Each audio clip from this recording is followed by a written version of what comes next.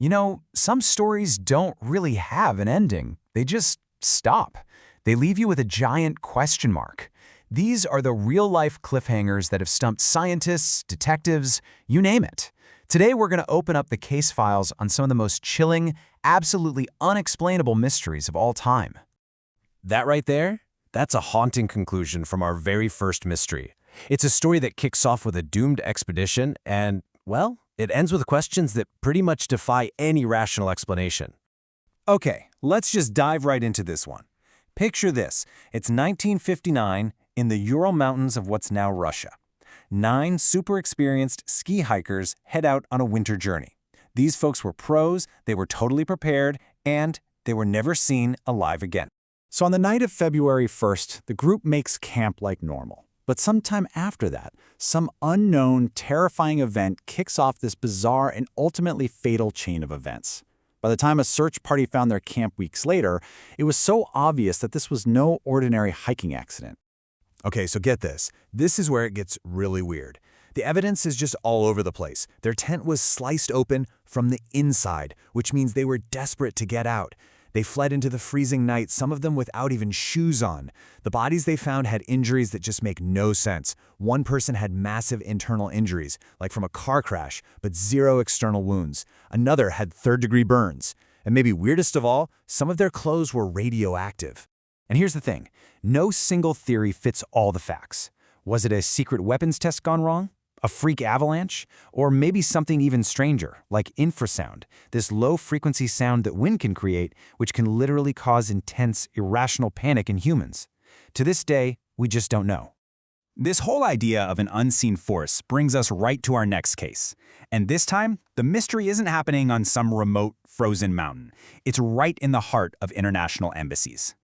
It all started back in 2016. American and Canadian diplomats in Havana, Cuba, started reporting these really strange symptoms. We're talking debilitating headaches, dizziness, hearing loss, and it often happened right after they heard this bizarre, high-pitched sound. Doctors who examined them found they had brain injuries similar to a concussion, but here's the catch. Nothing had ever hit them. And this is where it gets really complicated. You have 2 competing explanations.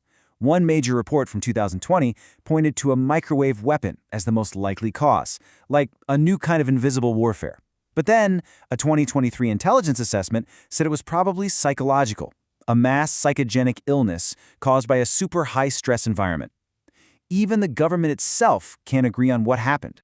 And just to make it even more baffling, major studies from the National Institutes of Health came out this year and found, well, nothing. No physical evidence, no signs on brain scans, nothing to explain the symptoms. The sickness is very real to the people experiencing it, but the cause? It's completely invisible. From a strange modern illness, let's jump way back in time to maybe the most famous ghost ship in all of history. A ship that was found in perfect condition, except for one tiny detail. Its entire crew was gone. I mean, can you imagine the scene? A ship, the Mary Celeste, is spotted adrift in the Atlantic, its sails still up. When another crew finally boards it, they find everything in perfect order. The cargo of industrial alcohol is untouched. The crew's belongings, their money, it's all still there. But there is not a single soul on board. So the big question is, why would 10 people, including the captain, his wife, and their 2-year-old daughter, abandon a perfectly good ship in the middle of the ocean? The last entry in the ship's log showed nothing out of the ordinary. The only thing missing was one of the lifeboats. Something made them leave in a hurry. But what it was, we'll probably never know. Our next case file is about a man who also vanished into thin air. But he didn't disappear from a ship at sea. Nope. He vanished from a Boeing 727, mid-flight, right into the night sky, pulling off the only unsolved skyjacking in U.S. history. And what's so wild is just how calm and methodical this guy was. He just politely passed a note to a flight attendant saying he had a bomb. He demanded cash and 4 parachutes. As soon as he got what he wanted, he let all the passengers go, ordered the plane back into the air, and then, somewhere over the Pacific Northwest, he jumped. His ransom demand was $200,000. Now you gotta remember, this was 1971. That was an absolute fortune back then. More than enough to just disappear and start a whole new life somewhere. And here's the real kicker. The man, the parachute, and pretty much all of that money were never seen again. None of the specially marked bills ever showed up in circulation. He just, poof, vanished. The only clue that ever surfaced was in 1980.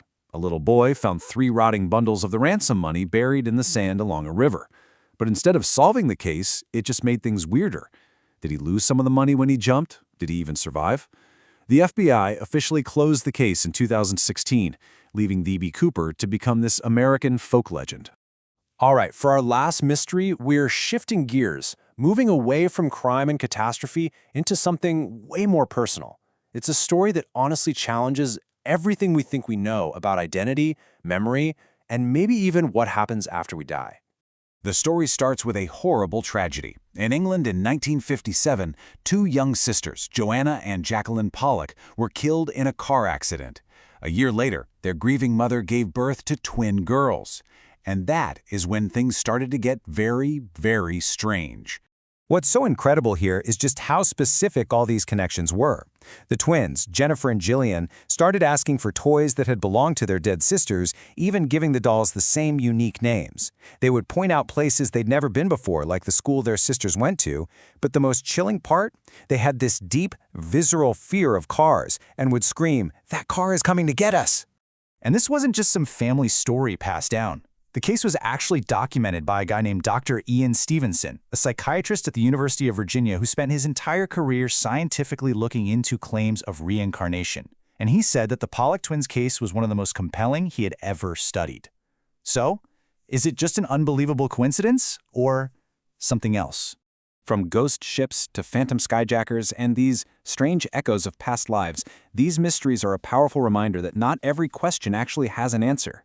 They stick around, not because we haven't looked hard enough, but maybe, just maybe, because some things are meant to be just beyond our understanding. It really makes you wonder, which mysteries are actually better left unsolved?